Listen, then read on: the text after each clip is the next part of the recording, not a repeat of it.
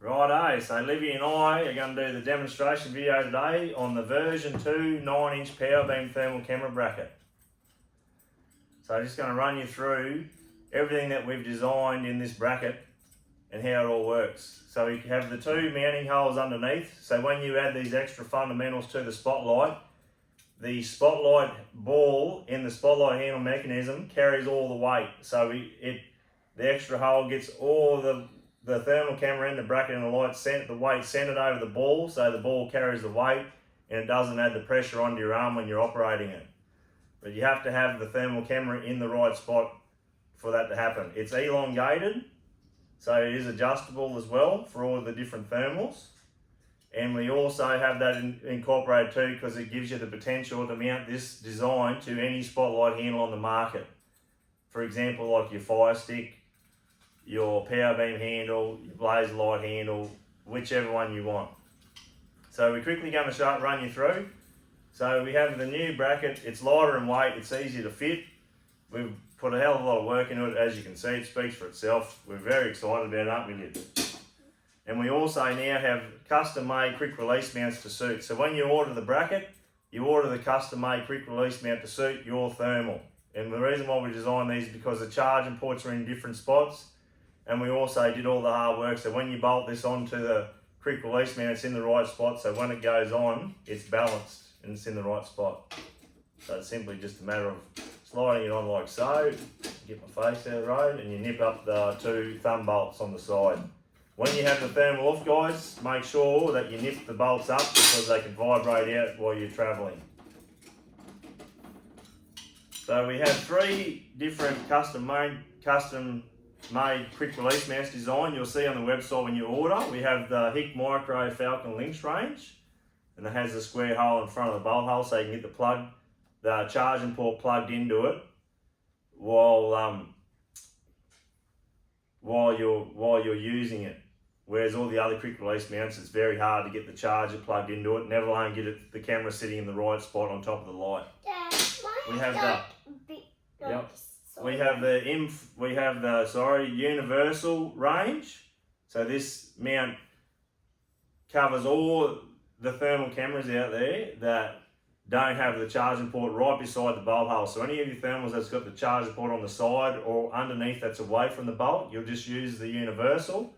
And when you put it on the thermal camera bracket, you just slide your camera backwards and forwards so that it's balanced. So when you hold the spotlight handle, when you got all this together and you got the spotlight handle, if you let go of the handle, it should want to stay up in the center. If it's falling backwards, you need to move your camera forward. If it's falling forward, you need to move your camera backwards. We also have the Infraray FH35R quick release mount. This suits the Infraray FH35R, the Infraray FH35L, and the new Infraray Finder FH35R. We haven't got one yet, but we're 99% sure it's going to fit. It's the same fundamentals underneath. We also come with packing foam and the correct bolt, which is a 1/4 thread bolt to fit inside your thermal to screw into it underneath. Here's an example of what I've done on one of my thermals that I'm running on my small night eater. I simply just got the foam, I cut into 2 strips on the scissors, with the scissors, and I put it down either side so that it supports the thermal all the way along the quick release mount so that it can't vibrate or wiggle on top of the quick release mount.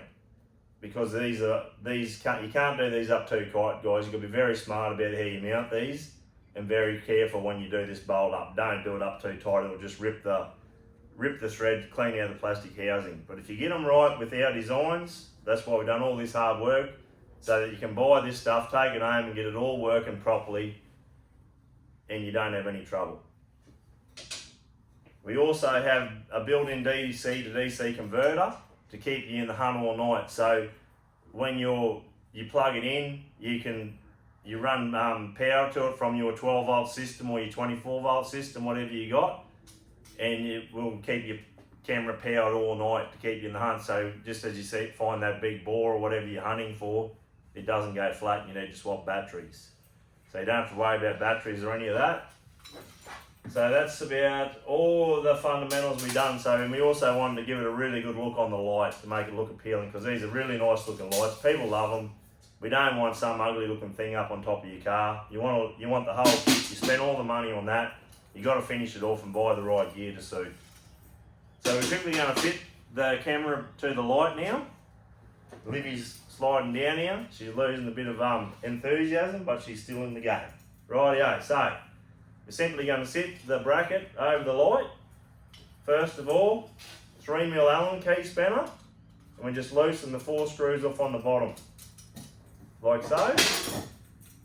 Then we're going to probably just poke the charging lead out the top, poke the power lead out the side, same side as where your wires come out on your light, like so. Sitting on there. Make sure the wires aren't interfering with anything. Put that sideways like that so you can see it. And then we're simply going to get the 10mm bolt and run through the hole. It's a bit hard for me to do it the way I'm sitting here. I'm trying to get the camera so they can see, but I'll get there. There we go, going through Livy Bushka. So we're going to put the bolt through. Dad, remember when me and Mum while you were working and we didn't even know, and just got 3 away. So we need to back in the game, little chick.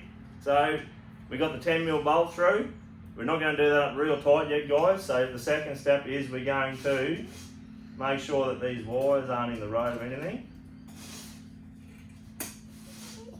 And we're going to get it sitting nice and neat around the front of the light. And to do that, you just got to work it on the base plate a little bit. There we go, that's perfect. And then you want to make sure that that edge is parallel with the front of the edge, and then you want to look at it sideways. You want that parallel with the front of your light. And once you've got that, guys, and you got it all straight, you just simply, you don't do these up very tight. Same thing, guys. Don't go overboard. They're only small bolts. You don't need much pressure. Just nip the 4 bolts up underneath here. Make sure it's all straight, even at the back. Make sure the gap at the back's straight. So I haven't quite got this one where I want it. I'm going to be particular. I only got to do it once, and then you don't have to do it ever again. So you might as well put the extra effort in. Get it all nice and neat. Nip him up like so. I think we need a big one. Yep, just need so they can see on the screen, Liv. Just nip him up like that, and then do your 10mm bolt up tight. And simply, guys, now we've got 2 springs incorporated on the front. Yep. You just pull your springs over. Yep. And that just helps it anchor onto the front, takes all the movement out of it, and you're done. And then you simply bolt that hole. There, you can use that one too if you've got different weighted cameras. You have got that option, but the best balance we've found with all the ones we've tried is in here. You get it bolted in through there. It's adjustable, and it's incredible how good it feels. And as you can see, it looks pretty good on the light too. So another fundamental we have as well, you can loosen off these 2 Allen keys at the front, and you can adjust this plate up and down to get the angle of your camera in line with how you want it. So you can set them, gives you the option of even just using your spotlight to see where you're driving, to read the country, and you can have your camera scanning the paddock, and then when you want to block animals up or shoot them with a normal scope or hold the spotlight on the animals so the dogs can go after them, it gives you everything you need to do. There's so many things you can do with the spotlight and the thermal camera working hand in hand. So you can adjust that as well. And then if you got the cameras that have the charger port underneath, we have a hole in the top where it just simply plugs in through the quick release mount. So when you put your thermal on, you get your thermal, plug him in, and then you clip it on. Tuck your wires in there, and simply just slide that on and do the wing nuts up. I won't do it to save time.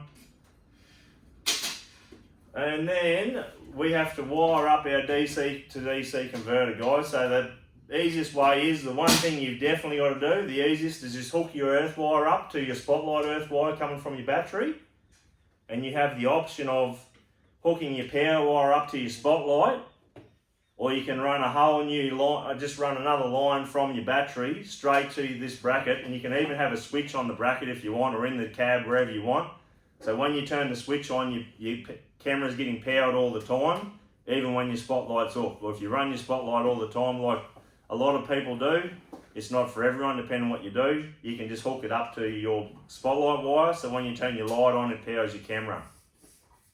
So that's about it, guys, that I can think of.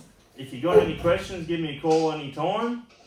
We're very passionate about what we do, and we use this gear around the clock. So we don't just build this stuff, guys, we design it.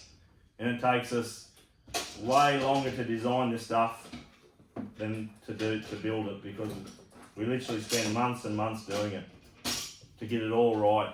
We don't take any shortcuts, so that you guys can get all the potential you can out of this hunting system. But anyway, anything else we got to talk about, Liv? I